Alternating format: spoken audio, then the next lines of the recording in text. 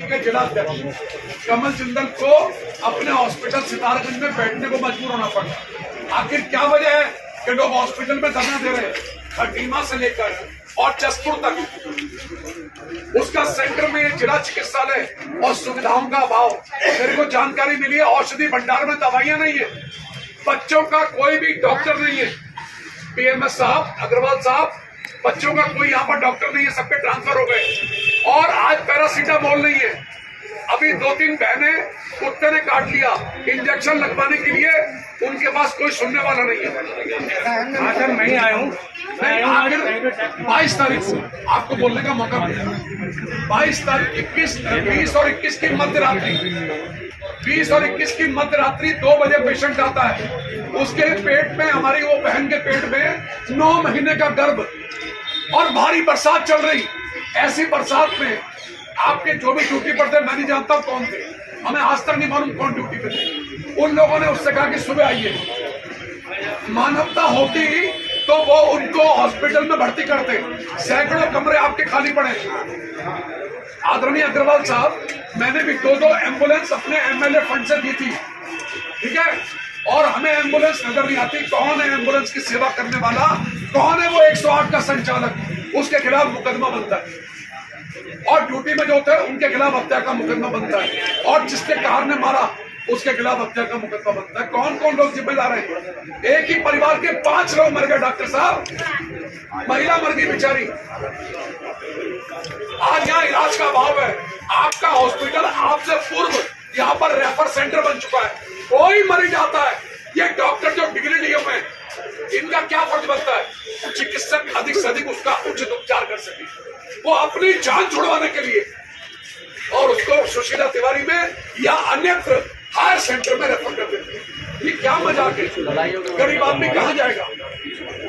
अगर किसी का 2 पक्षों में झगड़ा हो जाए और किसी का सिर फट जाए तो आपको बता दूं, बिना पैसे दिए मेडिकल नहीं बनता। और जो व्यक्ति पैसे नहीं देगा, पुलिस का मेमो बना के लाओ।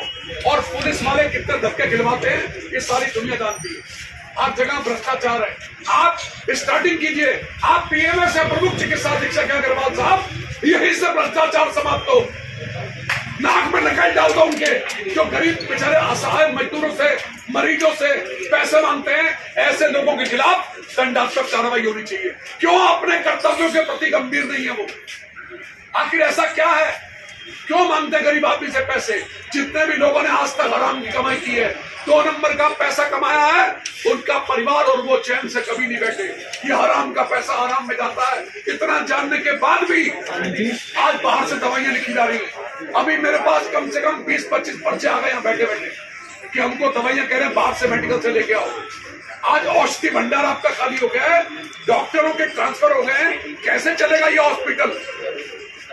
वो 5 लोगों का हत्यारा कौन है? क्यों उस हमारे प्रमोद सहनी हमारे साथी हैं, उनकी पत्नी और उनके परिवार के जितने लोग थे, आज 5 लोग मर गए। कौन जिम्मेदार होगा? वो 9 महीने का गर्भ उसके पेट में जिसने जन्म लेना था, संसार को देखना था, वो बिना देखे ही भगवान के चरणों में ली। आखिर कौन जिम्मेदार है? अगर उस रात को एडमिट करने से क्या बिगड़ जाता? या 14-15 एम्बुलेंस है, उसमें से एम्बुलेंस उस बहन को छोड़ने चली जाती तो क्या बिगड़ जाता? आयुष्मान में 5 लाख का फ्री मिलता है, तो वो बाहर हायर सेंटर ले जाना चाहते हैं। तो वो हमें प्रेशर क्रिएट करते हैं कि हमें रेफर करिए यहाँ से, और वो जबरदस्ती रेफर कराते हैं हायर सेंटर। इसलिए रेफर होते हैं। मेडिसिन में हमारे स्टोर में जितनी मेडिसिन आ रही है उतनी मेडिसिन प्रोवाइड कर रहे हैं। और इंजेक्शन हमें केवल 20 वाइल्स मिली हुई हैं। इस हॉस्पिटल में 20 वाइल्स की 1 दिन की खपत है, तो एक इंजेक्शन 350-500 रुपये का आता है। अगर हम सबको तो हमारा पूरा फंड ARV में ही चला जाएगा। तो हमने BPL के लिए कर रखा है, लेकिन जो गरीब भी होते हैं उनको भी हम फ्री लगा रहे हैं ARV। मेरे पास जितने भी लोग आते हैं फ्री करने के लिए, मैं सबको फ्री कर देता हूँ ARV के लिए। दूसरा, उस दिन जिनकी डेथ हुई है वो बहुत ही दुखद घटना है। उसमें हमारे यहाँ पे वो 12 बजे के लगभग टुक से आए थे। 5 लोग थे उसमें, एक मोटरसाइकिल से आया था, उसका मेरे पास वीडियो सीसीटीवी फुटेज है। उसके बाद वो गाइनिक डिपार्टमेंट में दिखाने गए थे क्योंकि उनको लेबर पेन नहीं थे। मैंने रजिस्टर भी मंगाया तो उन्होंने बोला कि हम अपने घर जाना चाहते हैं, हम हॉस्पिटल में भर्ती नहीं होना चाहते हैं। तो हॉस्पिटल में कहा कि रात हो गई है, आप भर्ती हो जाइए, लेकिन उन्होंने मना कर दिया कि हम टुक से आए हैं, टुक से हम अपने चले जाएंगे। और वो टुक वाला 2.5 घंटे यहाँ पे खड़ा रहा, हॉस्पिटल में खड़ा रहा। फिर वो जाके कहीं बाहर एक्सीडेंट हुआ है, उस एक्सीडेंट में 108 को कॉल किया गया है उनके मैं कुछ बात कह लूँ ना। आप कह रहे हैं कि टुक से वो आया था, 2.5 घंटे खड़ा रहा, लेकिन उन्होंने उससे पहले 108 सुविधा को भी तो फोन किया था। तो उन्हें अगर एम्बुलेंस मिल जाती तो टुक से नहीं आना पड़ता। 108 से फोन किया कि नहीं किया जी हमें नहीं मालूम है। अगर किया है तो उन्होंने किया है, चलते फिरते लोगों ने कम से कम 100 बार फोन करा है। अगर उन्होंने किया है, घर में नहीं आती है तो 108 के बारे में मैं जवाब नहीं दे पाऊंगा। 108 देहरादून से गवर्न होती है।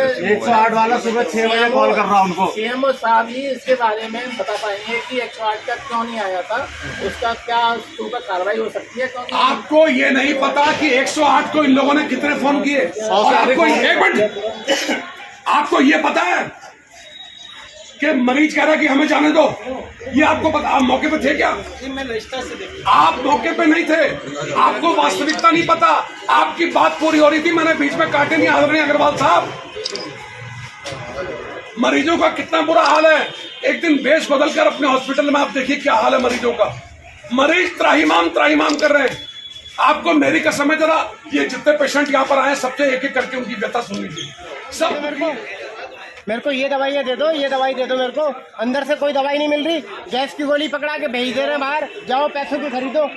पैसे नहीं है हमारे पास तो क्या करेंगे? क्या किस चीज की दवाई है? क्या है? माइंड की दवाई है ये, माइंड का पेशेंट हूँ मैं। डॉक्टर ढल्ला मेरा इलाज कर रहे हैं। अरे दवाई सब बेच खाते हैं, सारी महंगी महंगी दवाइयाँ बेच के खा जा रहे हैं। मुझे पर्चा दिखा के जा रहा है। सारी महंगी पता हो दवाइयाँ जाता है देते कि हैं। वो महंगी दवाइयाँ हमारे लिए कमीशन कितना वापस आना, उस पर्चे के बारे में पूरा डिटेल मांगते हैं कि डॉक्टर साहब मुझे वो पर्चा दिखा के जाना। ये मेरे साथ हुआ है। 10 रुपए का सिर्फ मुश्किल से दवाई दी, गैस वाली उसमें खाली पेट खाते हैं। उसके अलावा सारी दवाइयाँ गैस की गोली के अलावा कोई गोली नहीं देते, कोई टेबलेट नहीं दे रहा। ORS का घोल मांगा, एक घोल दे दिया, सब डॉक्टर से लिखवा के लाओ, वहाँ से लो, वहाँ से महंगी महंगी दवाइयाँ मिलती है। और वापस करने जाओ तो 2 रुपए की लेते हैं, जब लेने जाओ तो 100 रुपए की देते हैं।